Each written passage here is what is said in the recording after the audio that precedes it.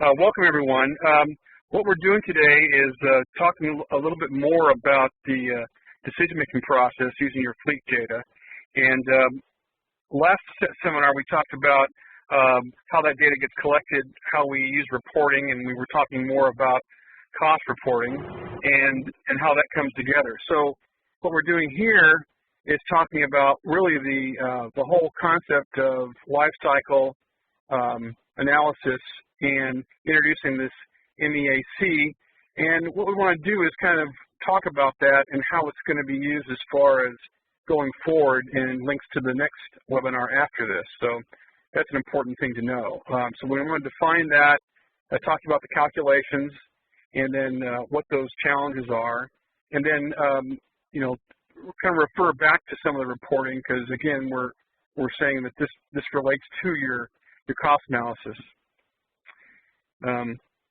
So some of the things what we did talk about last time was making sure that you had a good breakdown between your maintenance repair reports, that is, you know what is been corrective repairs and versus what is your ongoing maintenance costs to do PM services, inspections, tracking downtime, which influences the availability of the equipment, your fuel cost because it goes into your operating costs, depreciation, whether it's tracked or not, and how it gets calculated, and of course resale value, which goes back into your final calculation to know in a comparative way what you're expecting to get back from those vehicles at a useful point in their life, and then usage. So how do these fit together? What's the idea here? Well, what we want to do is help you decide whether you need to repair it or replace it. So that's one thing that needs to come up. The other thing is you need to know, which vehicle to buy to meet that requirement based on past utilization and cost of operating, right? So that's important. We also want to track, how we're going to dispose of these vehicles and what we expect to get from them based on their, condition in the next, time period, whether it's today or in the future, and we have some sources for that. And obviously we want to optimize, meaning we want to get the most uses out of what we have and control some of the fleet growth if we can. So what is this MEAC and what does it mean?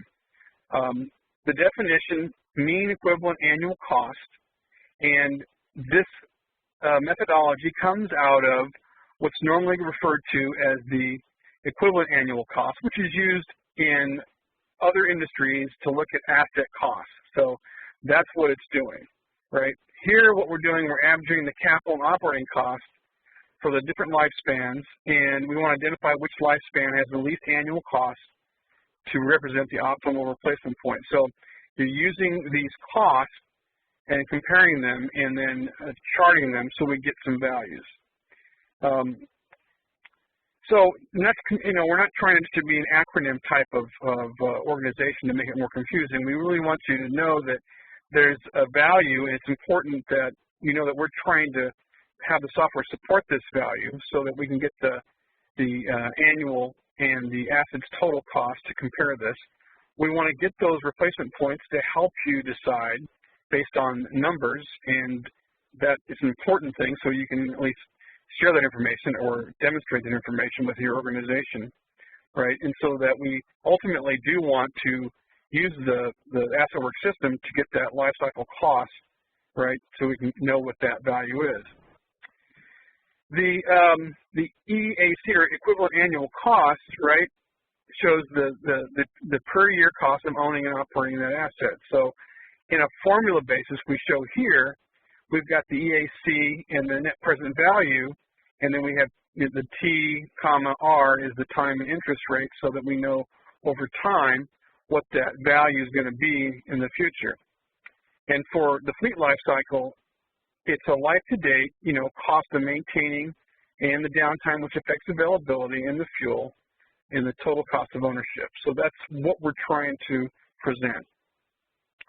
Now here it gets a little bit, calculating here, and so we just want to break this down so that it makes sense that, we have a formula, and that we're saying that in this formula, we're tracking what the discounted rate of cost of value of money. We have the year, right, that value, We have the year of replacement to be determined. We have the purchase price, and we have the resale or salvage price against that total value, and then we have the sum of the year's cost, right? So those are the important things that we're tracking, and those are the important things that are going to go in the graph. Here is just kind of an example. We're not saying that this is exactly what you will end up with, but you're looking at several columns here. In column 6, depreciation, you have the cumulative operation and maintenance cost in column header 12. You have the discounted cost. We've added those columns together. We've got the equivalency factor, which is that formula part we talked about before, and then that gives us the mean equivalent annual cost, which is column 13 by 14. So it takes the two factors, and that's how we got to that highlighted value in column 15, right? So that's your equivalent annual cost.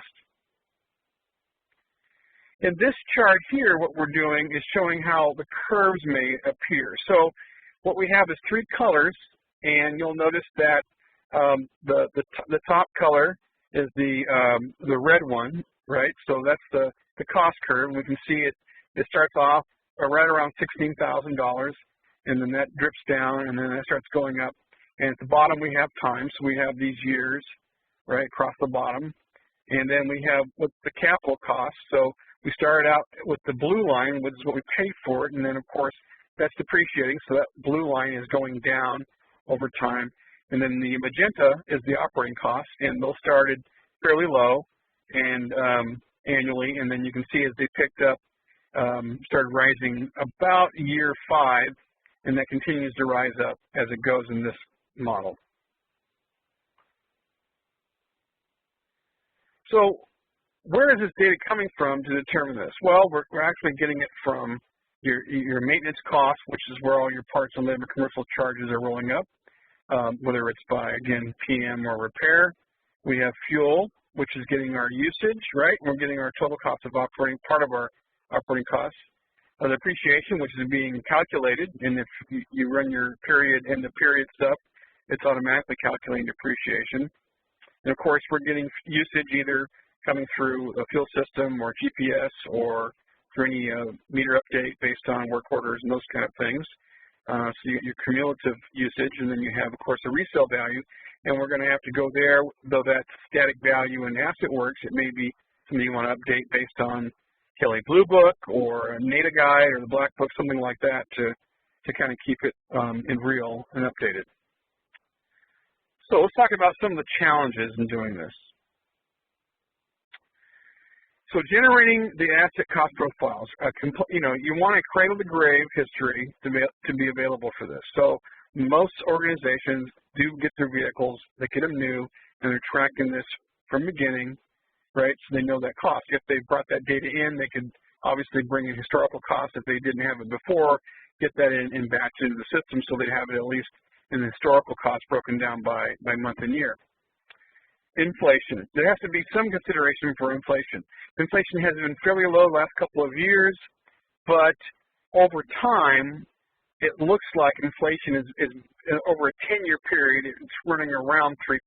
That's just an average, but of course that impacts your cost. So if you bought something for X value 10 years ago, it's somewhere in the neighborhood of 30% more today based on a 3% inflation factor. And then, raw data alone can be misleading. It doesn't account for, nuances, right? So those should be factored in the data, and that's why this concept of the mean equivalent cost is looked at. So is there an easier way? So that's what we're trying to get to and talk about in our next seminar, is how this would be used in the software. And how would we do that?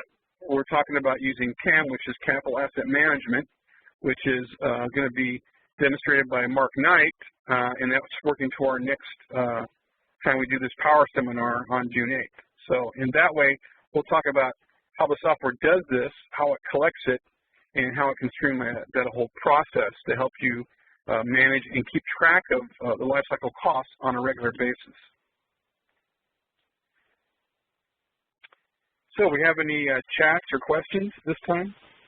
Yeah, thanks, Alan. I've got a couple, and just to remind everybody, if you're figuring out how to do it, just go up to the ribbon at the top. There's a thing, and you'll just click chat, and you can chat to host or chat to Alan. He's the panelist. One of the questions I got was, how often should we look at the life cycle cost of our vehicles? Well, some people say to do it every 6 months so that you're prepared. It depends on organizations, but I would say that would be, a good time to do it, because you don't want to be doing it annually when you have to maybe go gather things like updating salvage cost or something like that. So that's kind of a good time to do it, and then of course at least annually. I mean, that's kind of the bottom line. I have one other question, which is, what if you don't have access to historic data?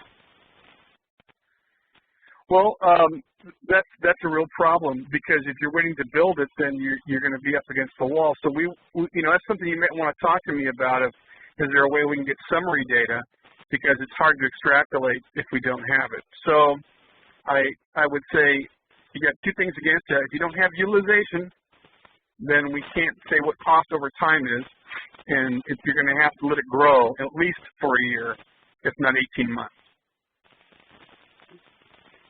Excellent. So those are the two that I have right now. We have done a good job at staying under our 15-minute power webinar cap, but I will leave the line open for another minute if any of you think of any follow-up questions, or we always recommend you can email Alan directly, or you can email myself or Sarah Larkin. We always have people that are here to help answer your questions or point you in the right direction of someone who can. So we appreciate everybody who joined today. Thank you again for making the time. I hope you'll be able to attend the next Power Webinar in 2 weeks. And we'll be doing these covering different topics throughout the year, so check back to our website news and events page. As we develop new topics, we'll be posting it there and sending out emails. So thank you so much, Alan, and I appreciate everybody who joined today. We'll see you. Bye-bye. Bye-bye.